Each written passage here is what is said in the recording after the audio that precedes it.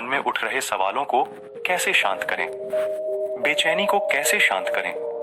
इस कहानी में मैं आपको 4 ऐसी आदतों के बारे में बताने वाला हूं जिसे आप अपने जीवन में अपनाकर एक अच्छी जिंदगी जी सकते हैं और अच्छे कामों में अपना जीवन व्यतीत कर सकते हैं। अगर आप इस कहानी को शुरू से लेकर अंत तक सुनते हैं तो यहाँ पर बताई गई यह 4 आदतें आपकी पूरी जिंदगी को बदल सकते हैं, जो कि है: दूसरों के मन को पढ़ना छोड़ दो। ये सोचना कि असफल हो गए हो तो लोग हंसेंगे। समय को काटना छोड़ दो। ये सोचना छोड़ दो कि मुझसे बड़े बड़े लोग नहीं कर पाए तो मैं कैसे कर पाऊंगा। अगर आप इन 4 आदतों को अपने जीवन में अपना लेते हैं तो फिर आप अपने जीवन को एक खुशहाल जिंदगी में बदल देंगे और फिर आपका मन कभी भी बेचैन नहीं होगा, ना ही उदास रहेगा और ना ही बेफिजूल के कामों में व्यस्त रहेगा। एक बार किसी राज्य का राजकुमार महात्मा बुद्ध के पास आता है और वह महात्मा बुद्ध से कहता है, आप हमेशा कहते रहते हैं कि ध्यान करो, ध्यान करो, लेकिन मेरे लिए ध्यान करना तो दूर की बात है। मैं कुछ समय के लिए अपनी आंखें बंद करके शांति से भी नहीं बैठ पाता हूं। मेरा मन इतना बेचैन है कि यह हर समय कुछ ना कुछ सोचता रहता है। मैं जब भी ध्यान करने बैठता हूं तो मेरे अंदर विचारों का तूफान आने लगता है। लोगों के बारे में सोचकर, अपने जीवन की बीती घटनाओं के बारे में और अपने भविष्य के बारे में और ऐसे ही ना जाने कितने सारे अजीबोगरीब विचार लगातार मेरे मन में आते रहते हैं।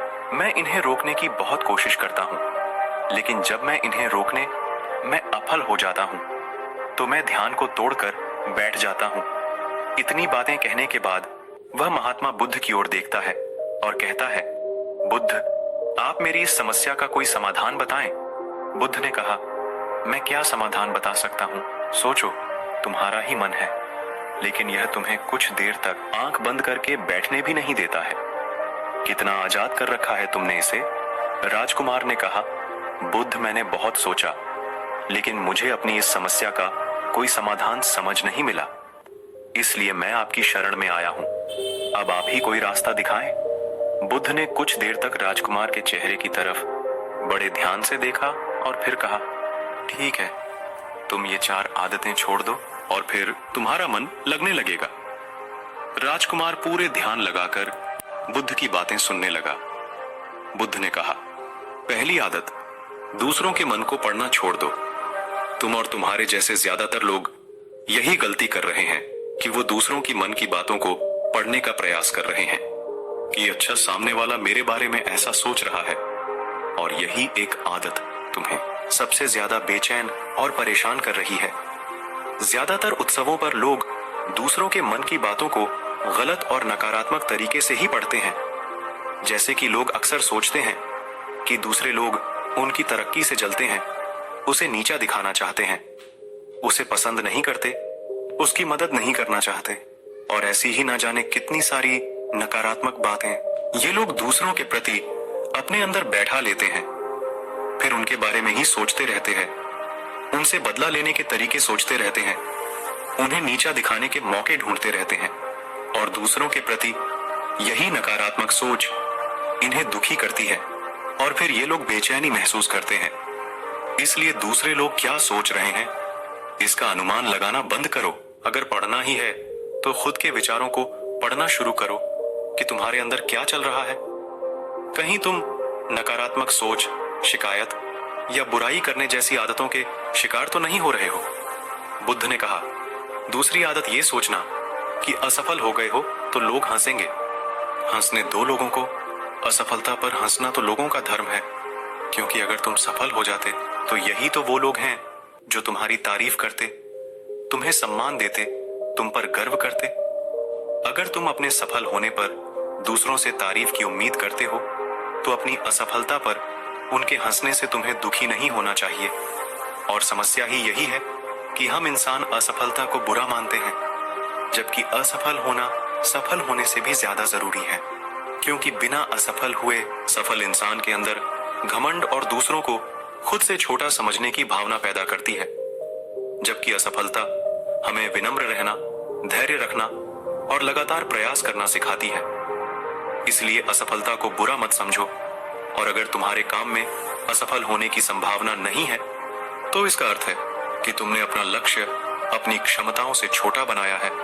और अगर लोग तुम पर हंस नहीं रहे, तुम्हें ताने नहीं मार रहे हैं, तुम्हारी बुराई नहीं कर रहे हैं, तो तुम अंदर से मरे हुए हो। तुम अपने मानसिक सीमाओं से बाहर जाकर कुछ नया करने का प्रयास नहीं कर रहे हो, क्योंकि असफल भी वही होता है जो कुछ नया करने का प्रयास करता है। और एक बात हमेशा याद रखना, अगर तुम्हारे अंदर असफल होने का साहस नहीं है तो तुम कभी भी बड़ा लक्ष्य हासिल नहीं कर सकते जो तुम करना चाहते हो। इसलिए असफल होने और लोगों के हंसने से डरना बंद कर दो। बुद्ध ने आगे कहा, तीसरी आदत समय को काटना छोड़ दो। लोगों को लगता है कि वो समय को काट रहे हैं, लेकिन असल में समय हर बार उन्हें काट रहा है। लोगों के द्वारा समय को व्यर्थ के कामों में बर्बाद करने का केवल एक ही कारण है, और वह यह है कि उन्हें लगता है कि उनके पास बहुत समय है, जबकि सच्चाई यह नहीं है, क्योंकि उनसे पहले वाले लोगों को भी यही लगता था कि उनके पास बहुत समय है, लेकिन उन्हें पता नहीं चल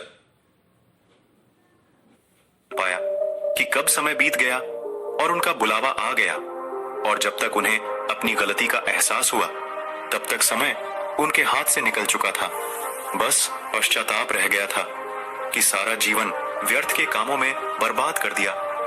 और फिर वो चले गए इस दुनिया से बिना खुद को जाने, बिना इस जीवन की सच्चाई को समझे। इसलिए जब तक यह जीवन है, इसे अच्छे कामों में लगाओ, खुद को जानने में, दूसरों की मदद करने में, लोगों को सही राह दिखाने में, मानवता के कल्याण में। और दूसरी बात, समय को बर्बाद करने से आज तक किसी को खुशी नहीं मिली है।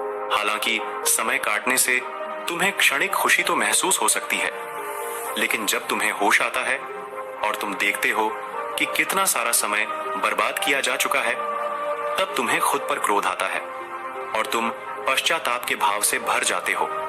और फिर यही पश्चाताप का भाव तुम्हारे अंदर तनाव पैदा करता है और तुम बेचैन हो जाते हो और लगातार अपनी उस गलती के बारे में सोचते रहते हो। फिर तुम्हारा किसी भी काम में मन नहीं लगता और तुम उदास रहने लगते हो, और यह चक्र लगातार चलता रहता है, जिसकी शुरुआत हुई थी समय को काटने से। इसलिए समय को काटना बंद करो और वो करना शुरू करो जो जरूरी है। बुद्ध ने कहा, चौथी आदत यह सोचना छोड़ दो कि मुझसे बड़े बड़े लोग नहीं कर पाए तो मैं कैसे कर पाऊंगा। असल में दूसरों से खुद की किसी भी चीज में तुलना करना ही व्यर्थ है। सबकी परिस्थितियां अलग हैं, सबकी सोच अलग है। और क्या हुआ, अगर दूसरे नहीं कर पाए तो हो तुम ही कर जाओ, क्योंकि अक्सर वही लोग इतिहास रचते हैं जिनसे ज्यादा उम्मीद नहीं होती। और फिर हो सकता है कि जिसे तुम बड़ा समझ रहे थे, जिसके लिए तुम सोच रहे थे कि उसने बहुत मेहनत की है, बहुत प्रयास किया है, उसने कभी उतना प्रयास किया ही ना हो, केवल मेहनत करने का दिखावा किया हो। क्योंकि ज्यादातर लोग कभी उतनी मेहनत करते ही नहीं हैं जितनी उन्हें अपने लक्ष्य प्राप्ति के लिए करनी चाहिए, और दूसरे लोगों के सामने यह दिखाने का प्रयास करते रहते हैं कि मैंने तो बहुत मेहनत की थी, लेकिन मेरी किस्मत ही खराब थी। और यही वो लोग हैं जो दूसरों को बातों ही बातों में कहते रहते हैं कि जब इतनी मेहनत करने के बाद मैं सफल नहीं हो पाया तो तुम कैसे हो पाओगे। लेकिन अंदर ही अंदर यह इस बात को जानते हैं कि उन्होंने कभी उतनी कोशिश नहीं की थी जितनी उन्हें करनी चाहिए थी। ये बस दूसरों की नजरों में अपनी इज्जत बचाने के लिए और इस डर से कि कहीं दूसरा व्यक्ति इनसे आगे ना निकल जाए, यह अपने अधूरे प्रयास से घबराते रहते हैं और दूसरों को डराते रहते हैं कि जब मैं नहीं कर पाया तो तुम कैसे कर पाओगे। इसलिए किसी दूसरे असफल व्यक्ति को देखकर यह सोचना छोड़ दो कि तुम भी असफल हो जाओगे। तुम बस अपना सर्वश्रेष्ठ प्रयास करो और बाकी सब समय पर छोड़ दो। बुद्ध ने आगे कहा, अगर तुमने ये 4 आदतें छोड़ दी तो तुम्हारा मन एकदम शांत हो जाएगा और फिर तुम जहां चाहो वहां अपना मन लगा सकते हैं। इतना कहकर बुद्ध मौन हो गए और राजकुमार को भी अब समझ आ चुका था कि उसे क्या करना है। उसने मन ही मन उन 4 आदतों को छोड़ने का निश्चय किया और बुद्धि को धन्यवाद कर वहां से चला गया। कहानी से क्या सीख मिली? दोस्तों, इस कहानी से हमें यह शिक्षा मिलती है कि हमें यह नहीं सोचना चाहिए कि लोग मेरे बारे में क्या सोच रहे हैं। अगर मैं कोई काम करता हूं तो लोग उस काम को लेकर हंसेंगे। इसके अलावा हमें अपना अपना समय बर्बाद नहीं करना चाहिए। इसके अलावा हमें कभी भी यह नहीं सोचना चाहिए कि अगर किसी व्यक्ति से कोई काम नहीं हो पाया है तो मैं उसे नहीं कर पाऊंगा। अगर दोस्तों आप मेहनत से किसी भी काम को करते हैं तो कोई भी काम छोटा या बड़ा नहीं होता और एक ना एक दिन सफलता अवश्य मिलती है। तो दोस्तों, आपको यह कहानी कैसी लगी? अगर अच्छी लगी हो तो वीडियो को लाइक और चैनल को सब्सक्राइब जरूर करें। धन्यवाद।